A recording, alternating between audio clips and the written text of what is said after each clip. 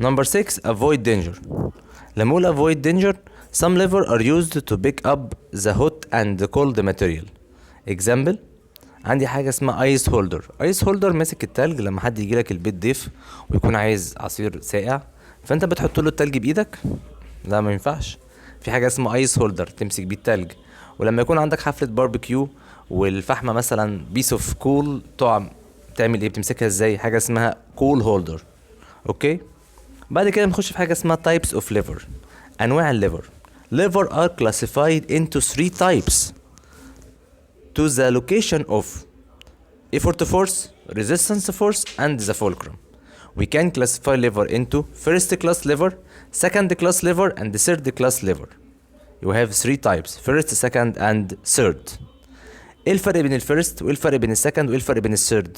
نبدأ مع بعض. first class lever، ايه اللي موجود في النص؟ الفولكرم. They are the most popular type of lever in our daily life. من الرسم اللي قدامك هنا عندي المثلث اللي هو الفولكرم in the middle between ايه؟ between resistance and force. They are the levers that have the fulcrum اللي هي بيرمز لها برمز ال O between effort force F and resistance force R. First class lever عايز example عليها. كل دي example عليها. كل اللي انت شايفه دوت اللي هو عندك كروبار، عندك سيسو، عندك هامر كلو، عندك ووتر بامب، ممكن الكتريشن بامب، عندي نيل كليبر، عندي بلاير، عندي بنسا، عندي بادل، عندي سيزوس. كل دوت example على first class ايه lever. First class lever, each of scissors, player, pincer and nail clipper is composed of 2 first class lever.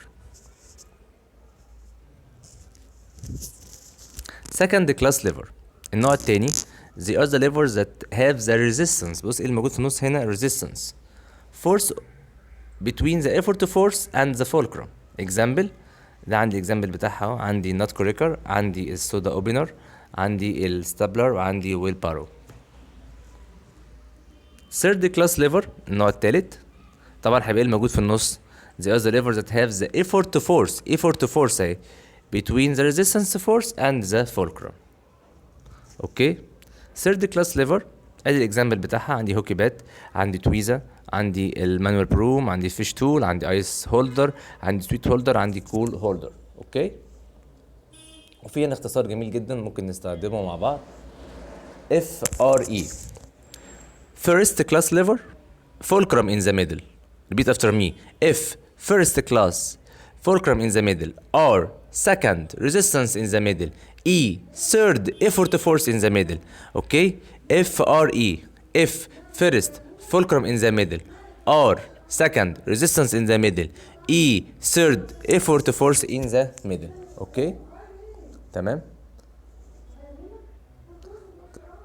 ادي عندي انواع الفيرست كلاس ليفر. نرجعهم تاني مع بعض. فيرست كلاس ليفر: كروبار، سكشن بامب، نيل كليبر، بالانس، سيزوس، بنسا، بلاي، بادلز، سيسو. سكند كلاس ليفر: نات كريكر، سودا اوبنر، ستابلر، ويبارو. عندي ثيرد كلاس ليفر: فيشنج تول، ايس اور سويت اور كور هولدر، هوكي بات، مانوال بروم، تويزا. تعالوا مع بعض كده نحل الأسئلة ديت. complete. number 1 are lever that have fulcrum between the effort force and the resistance. يبقى ايه اللي عندها الفولكرم in the middle؟ first. ما احنا قلنا if first fulcrum in the middle. number 2 dot and dot are example of the first class lever. عايز example على first class lever. مين فاكر يقول لي؟ ها، first class lever كانت ايه؟ مثلا ممكن كروبار، صح كده، ووتر بامب، تمام، سيسو. خلاص. number 3 are levers that have the resistance force between effort force and fulcrum. resistance in the middle يبقى ايه؟ يبقى second. مش هنقولنا R second resistance in the middle. number 4 dot and dot are example of the second class lever. عايز example على second. ممكن نقول soda opener، soda water opener. ايه تاني؟ nut cracker. حلو، ممتاز. stapler and wheelbarrow are have the not dot between fulcrum and not. دي second class يبقى فيها ايه؟ resistance between fulcrum and effort force. number 6 dot and dot are example of third class lever. عايز third class liver عندك manual brew صح، عندك fish tool، اي واحدة منهم. The nutcracker is an example of the second. The manual broom is example of the third. The scissors is an example of the first. give reason بقى اللي كله طبعا بيحبها، كله بيحب give reason طبعا ها. ماشي. كروبر section pump and paddle are first class. طالما قال لك ليه دي first class هتقول له عشان ايه اللي موجود في النص؟